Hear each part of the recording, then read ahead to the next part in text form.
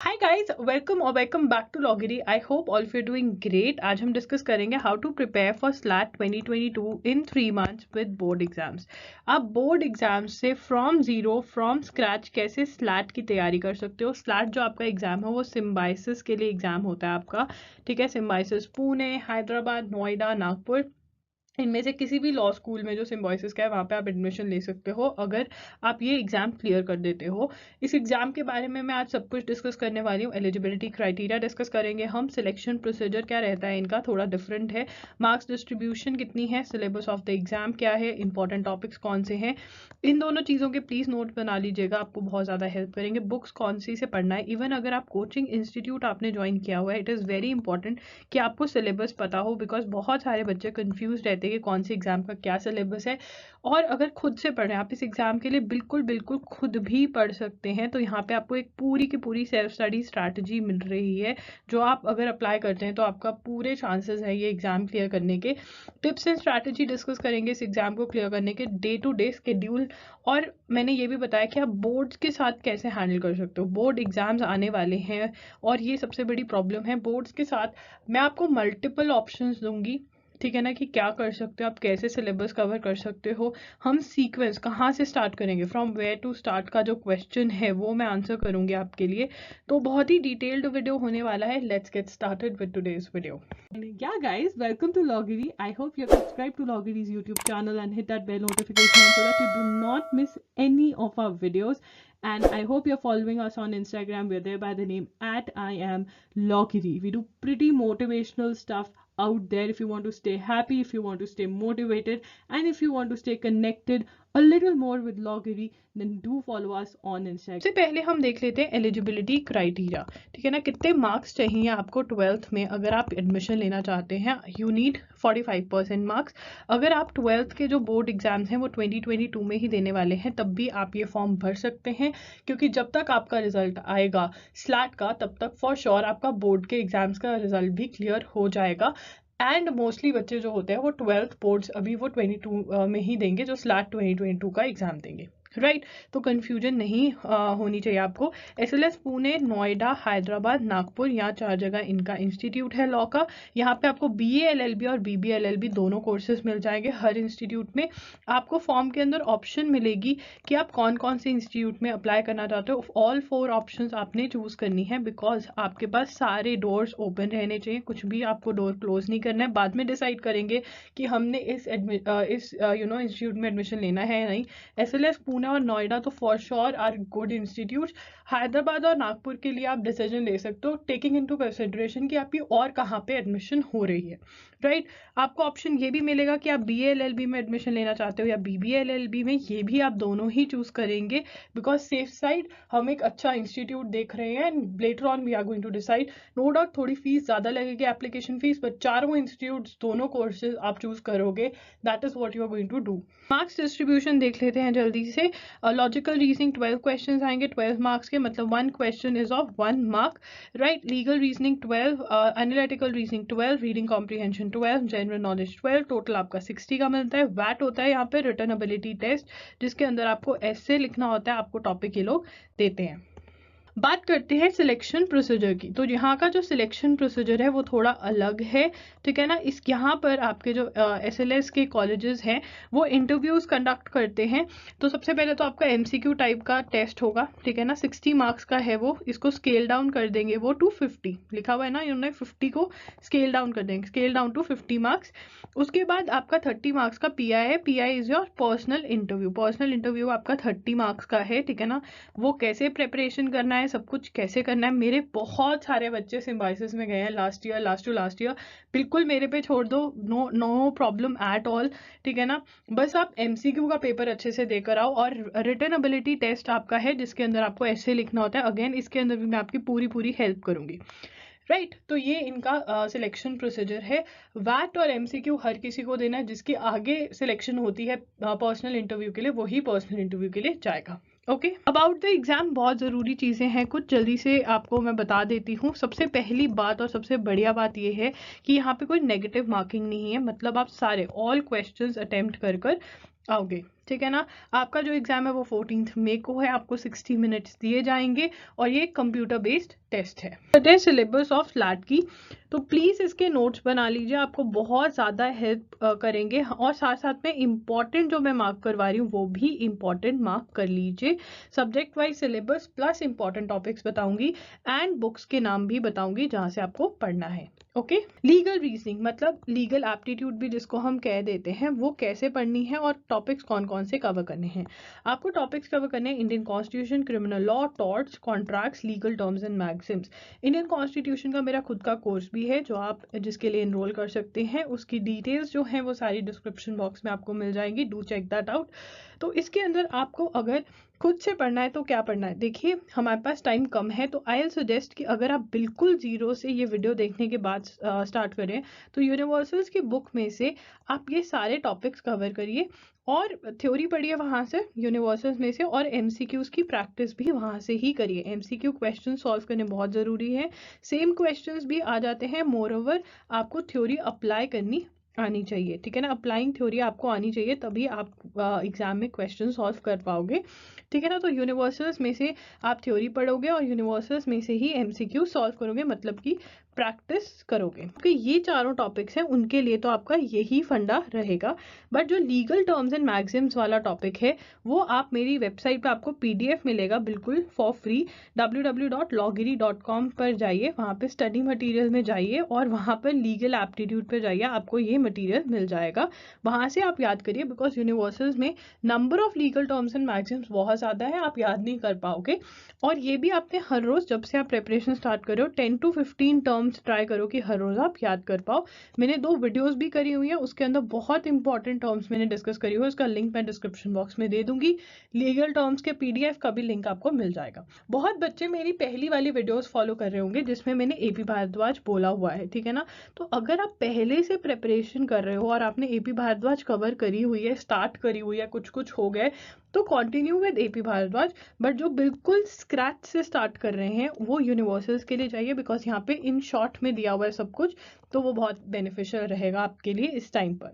Right, अब type of questions की बात कर लेते हैं। 3 टाइप के क्वेश्चंस आते हैं लीगल जीके, जो कि आपके एमसीक्यू टाइप के क्वेश्चंस होते हैं। अब एमसीक्यू टाइप के क्वेश्चंस के लिए लीगल अवेयरनेस का एक टॉपिक मिलेगा आपको यूनिवर्सल्स में से, वो वाले एमसीक्यू सारे सॉल्व कर लीजिएगा। आपका ये वाला मतलब ये वाले टॉपिक्स भी अच्छे से पढ़ लेना, थ्योरी और इनके एमसीक्यूज भी सॉल्व कर लेना, और बाकी एमसीक्यूज आपको इस चैप्टर में मिल जाएंगे यूनिवर्सल्स के अंदर ही, ठीक है ना।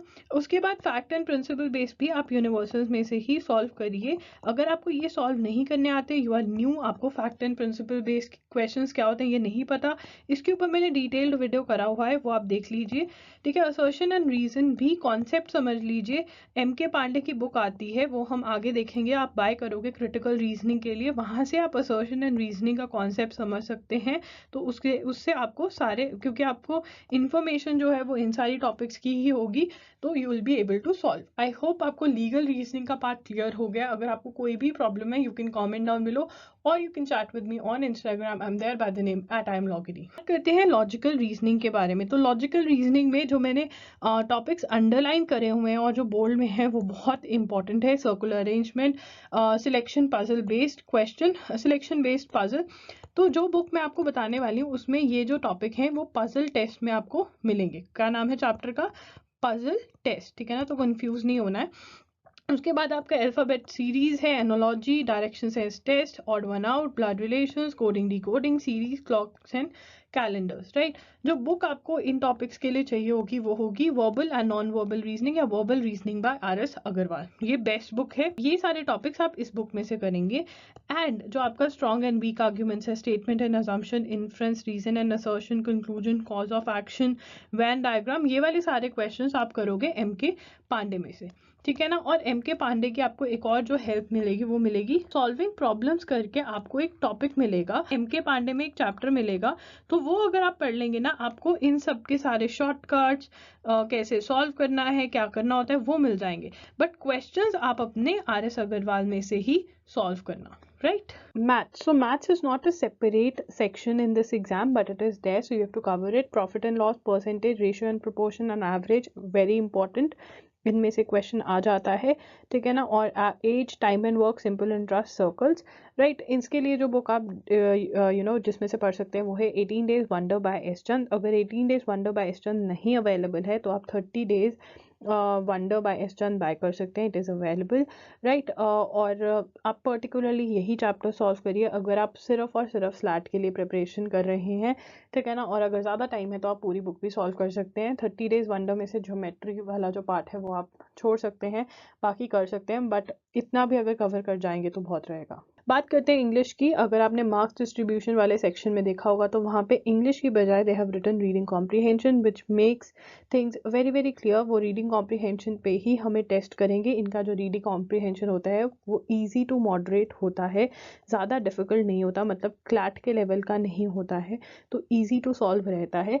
रीडिंग कॉम्प्रीहेंशन में वोकैबुलरी बेस्ड और इन्फ्रेंस बेस्ड क्वेश्चंस आते हैं, तो अगर आप एक नॉर्मल बुक में से भी प्रैक्टिस कर जाएंगे जैसे कि SP बख्शी एंड ऑल में से भी तो बहुत बढ़िया रहेगा। बट अगर आप ऑलरेडी क्लैट के लिए अरुण शर्मा की बुक यूज़ कर रहे हैं तो ऑब्वियसली आई अज्यूम आपकी जो रीडिंग कॉम्प्रीहेंशन करने की एबिलिटी है वो ऑलरेडी बहुत अच्छी होगी। अगर आप कोई बुक बाय करना नहीं चाहते तो मेरे वेबसाइट पे एक PDF मैंने शेयर किया हुआ है, वहाँ से आप स्टडी मटेरियल में जाइए, इंग्लिश में जाइए, वहाँ पे आपको मिल जाएगा फ्री के अंदर PDF, तो वो आप यूज़ कर सकते हैं रीडिंग कॉम्प्रीहेंशन के लिए। और so you can practice from SP Bakshi और any other English book that you have. If you practice obviously it is going to be easier for you to attempt reading comprehension in the exam. You can go for SP Bakshi, you can go for RS Agarwal, whichever book has reading comprehension, you can go for that book and practice from there।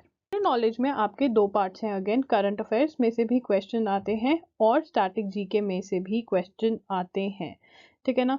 तो ये दोनों ही हमें cover कर जाने हैं। Current affairs में आपका science and technology, national international awards, international organisation, national news, famous personality, government news, government schemes, defence. तो सबसे पहले डिस्कस कर लेते हैं कि ड्यूरेशन ऑफ द न्यूज़ क्या कवर करना है। अगर हम ड्यूरेशन की बात करें तो आप अराउंड 8 to 9 मंथ्स की न्यूज़ लगाकर चलो, ठीक है। If you want to be very safe तो मैं कहूँगी कि आप 2021 पूरा, मतलब जनवरी 2021 से लेकर के दिसंबर 2021 का कवर करो, एंड जनवरी 2022 से लेकर के अप्रैल 2022 की न्यूज़ कवर कर जाओ। Now I am going to tell you the simplest way. आप ये वाली स्लैट बेसिकली टिप्स बिट्स का अगर आप एनुअल एडिशन अच्छे से पढ़ जाते हो, ठीक है ना, इसके अंदर क्वेश्चन फॉर्मेट में होता है ये, it is in question format, तो सबसे सही रहता है, आपको पता रहता है क्या लर्न करना है क्या नहीं। एंड बाकी आर्टिकल्स भी होते हैं जो उनको बहुत इंपॉर्टेंट न्यूज़ लगती है उस पर ये आर्टिकल्स लिख देते हैं। तो मुझे पर्सनली स्लैट के लिए बहुत अच्छा लगता है, मतलब जहाँ पे आपका एग्ज़ाम बहुत ज़्यादा डिफिकल्ट लेवल का नहीं है, ये बुक बहुत अच्छी रहती है। इसका आप एनुअल एडिशन बाय करोगे तो एनुअल का मतलब होता है कि पूरा 1 साल का आपका न्यूज़ कवर हो जाएगा। बाकी आप जनवरी टू अप्रैल 2022 के लिए मैं कहूँगी या तो आप टिप्स बिट्स के मंथली एडिशंस फॉलो करो या फिर किसी और मैगजीन के मंथली एडिशंस फॉलो कर लो तो बहुत बढ़िया रहेगा। किसी एनी अदर मैगजीन के अंदर आप किसी भी मैगजीन के लिए जा सकते हैं, इवन आप IAS विजन के लिए जा सकते हैं या फिर प्रतियोगिता दर्पण के लिए जा सकते हैं, that would be great. And अगर साथ साथ आप न्यूज़पेपर पढ़ सकते हैं तो बहुत ही बढ़िया रहेगा, बिकॉज अगेन यहाँ पर न्यूज़पेपर पढ़ना इसलिए ज़रूरी है बिकॉज आपको पता ही होगा कि यहाँ पर राइटिंग सेक्शन भी आता है। तो राइटिंग सेक्शन को ये लोग वैट बोलते हैं, that is written ability test, जिसके अंदर आपको एक टॉपिक दे दिया जाता है जिसके ऊपर आपको ऐसे लिखना होता है, ठीक है ना। तो रिटन एबिलिटी टेस्ट जो होता है मोस्टली करंट अफेयर्स बेस्ड ही होता है। तो अगर आप न्यूज़पेपर पढ़ रहे होते हो तो आपको ये वाला जो पार्ट है अटेम्प्ट करना बहुत ही ईजी हो जाता है। तो द हिंदू को फॉलो करें, ठीक है, अभी से ही। और बाकी सारा अगर आप द हिंदू को अभी से फॉलो करने लग जाएंगे तो आपके वो वैट के लिए ही नहीं, इनकेस आप इंटरव्यू में जाते हैं तो इंटरव्यू के लिए भी आपका हेल्पफुल रहेगा, ठीक है ना। तो न्यूज़ के लिए आपको ये करना है।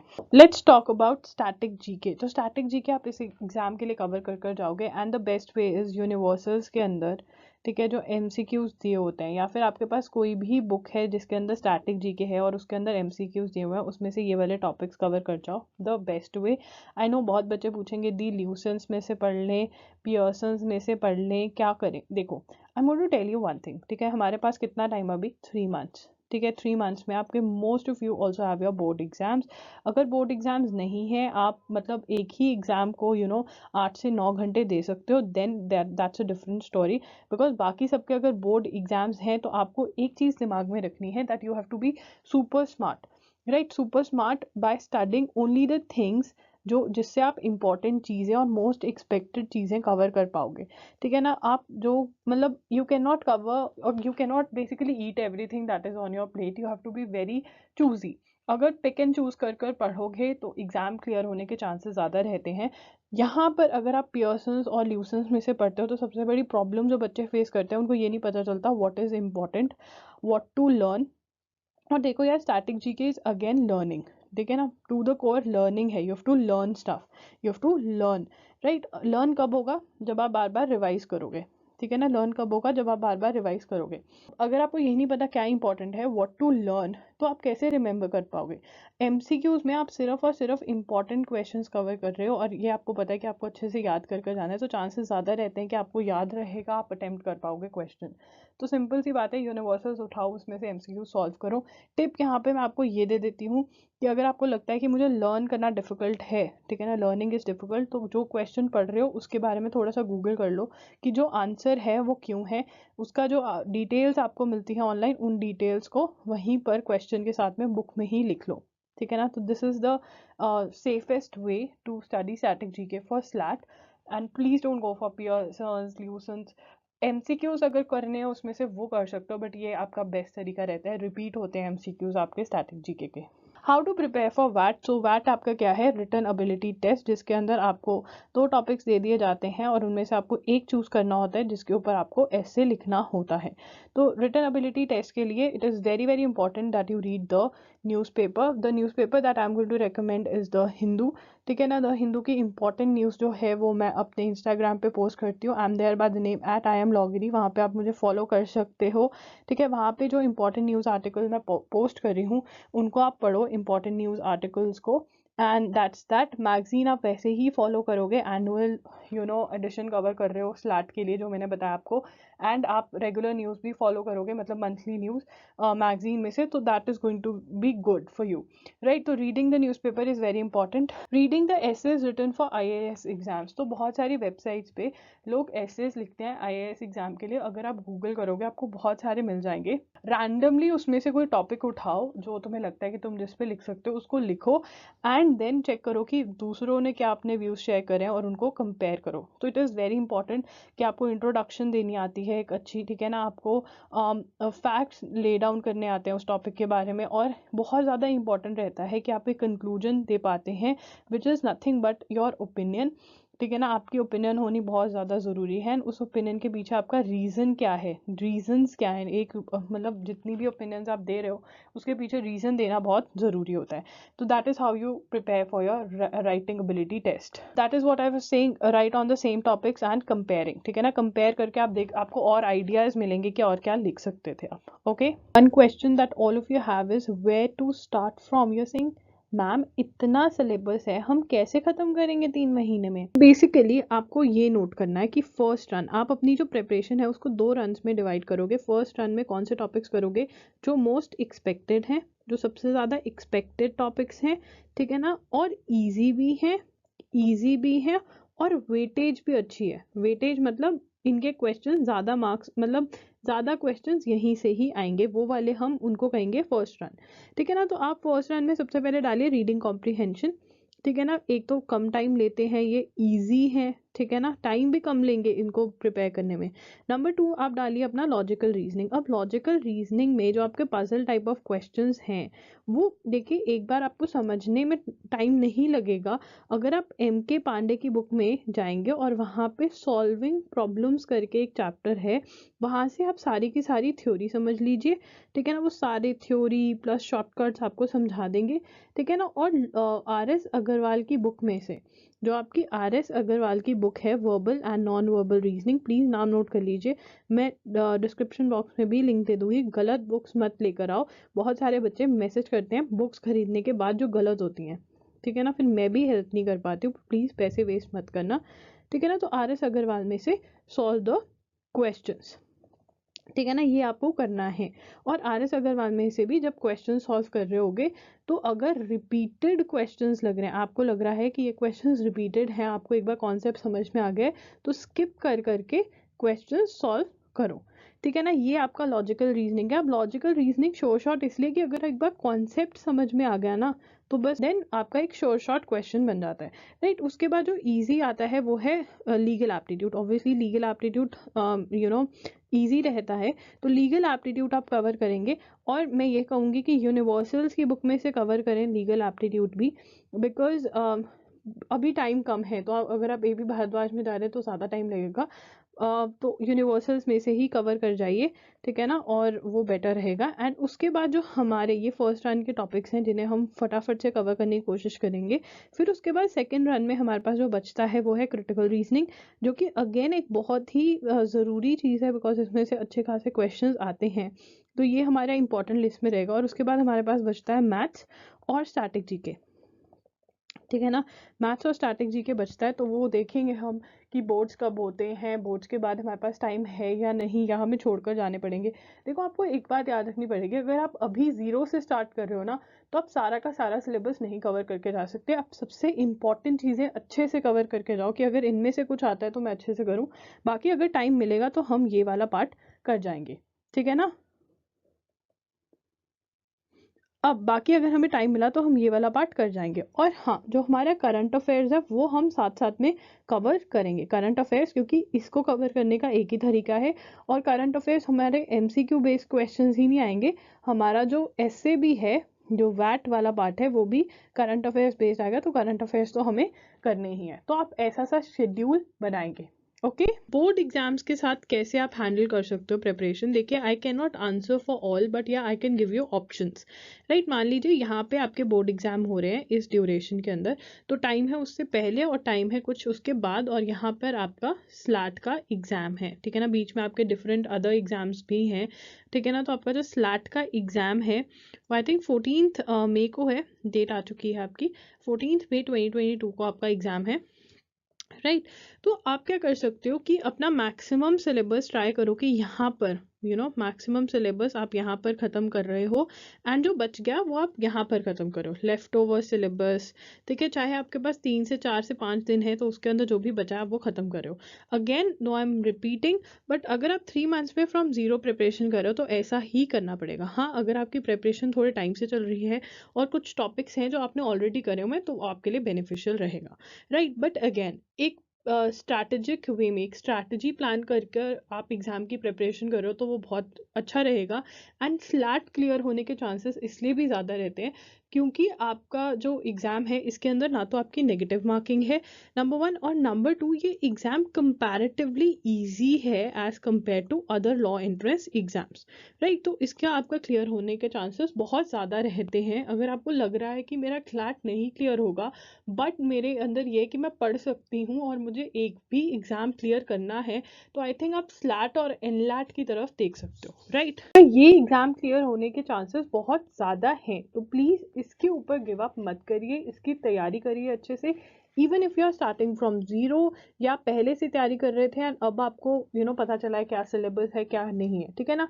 तो एक ऑप्शन तो ये है कि आप बोर्ड एग्जाम्स की ड्यूरिंग नो स्टडी कर रहे हो, या थोड़ी बहुत 1 to 2 आवर्स दे रहे हो, या 1 आवर ही दे रहे हो सिर्फ न्यूज़पेपर के लिए, या वो भी नहीं दे रहे। दूसरा ऑप्शन ये है कि आप यहाँ पर ज़्यादा टाइम दे रहे हो, ठीक है ना। मान लीजिए आप 6 to 7 आवर्स दे करके अपना सारा सिलेबस ख़त्म करने की कोशिश कर रहे हो, सिलेबस ओवर, राइट। और फिर यहाँ पर रिविजन कर रहे हो, और यहाँ पर भी बोर्ड एग्जाम्स के बीच में भी पढ़ रहे हो।